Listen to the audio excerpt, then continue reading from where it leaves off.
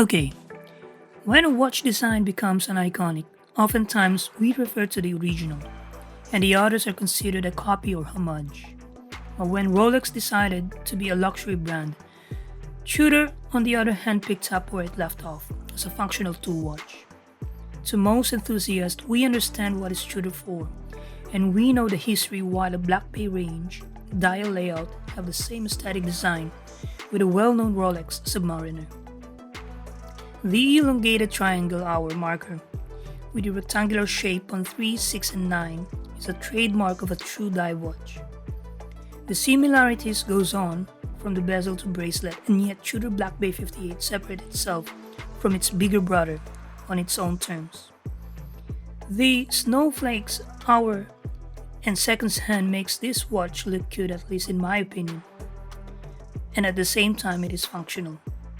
Although I know it's weird, but I sleep with my watch wearing it, and waking up on ungodly hour checking the time is easier than you can imagine. I bought this watch before I decided to have my watch video channel on 2021, and during pandemic and lockdown, wearing a watch does not seem to be appropriate. Well, but not to me. When it was released in 2020, it is an immediate hype, and I can understand why. After a year of waiting, I pulled the trigger, and oh boy, the excitement never goes down as I know this watch is a keeper alongside with my Black Bay 36. Almost a year now, owning of this watch, I still feel the same way when I first have it. It is always a go-to watch every time I went out. I have the Seiko 62 Mus, blue dial, and Oris Aquis blue on 39mm. But there's something about the blue shade of this watch that always throws me back. It's not as versatile as the original Black Bay 58, but this piece gives me contentment when I'm wearing it. It may sound too shallow and materialistic in a way, but in the world of watches, owning a watch is emotional and satisfaction even to others may not seem to make sense. In my watch journey, sometimes after you bought a watch, it feels like you got a watch. And just get on with it. Just move on to your life.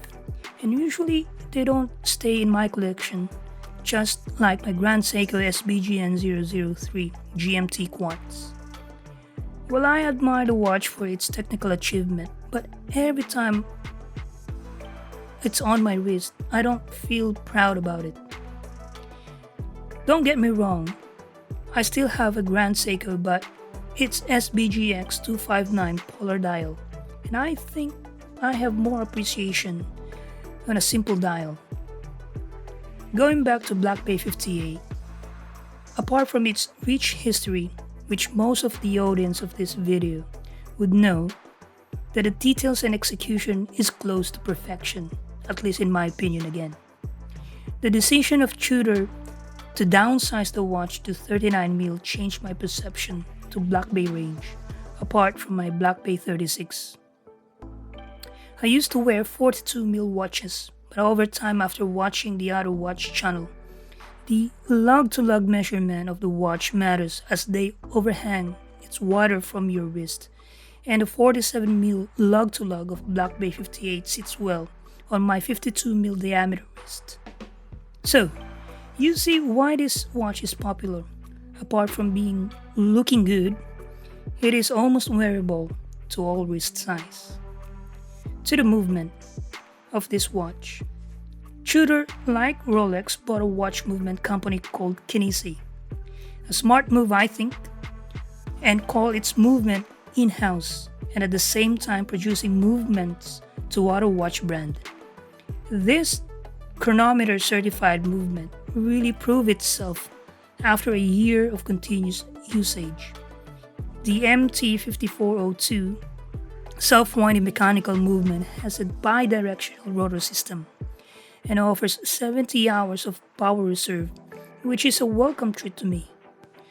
When it comes to bezel action, to others, it is a downside of this watch because this is the boring side, and I can see that why.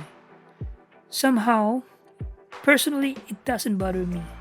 when it regards to the knurling because that is overthrown by its bezel action. I don't personally use it, but it is an amazing feeling when you turn it.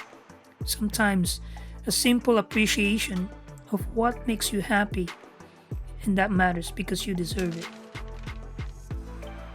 Moving to the clasp, I like the implementation of the ceramic ball bearing, which is a sign of commitment of a watch brand for delivering quality product to its customers. Although the Black Bay Pro and the new Tudor Ranger offer the T-Fit clasp, somehow it doesn't seem to be a deal breaker for me, but how I wish they have done it earlier. I saw one of the watch channel that you can actually swap the bracelet of the Ranger with Black Bay 58, and I think this can be another reason for a watch purchase and interesting to find out. Well, about the rivets, many have their own opinion about it, and since I am the one talking here, I can only say that it is only meant for aesthetics but not functional. Either way, I liked it. On the wrist, the Black Bay 58 Blue is a bit boring compared to Oris Aquis and Seiko 62 mouse, but I think that's the beauty of it of being understated yet simply elegant. Wearing the watch is comfortable that you can forget you have it until you check the time. In conclusion, this watch is worth the hype, and I don't see this piece living on my collection anytime soon.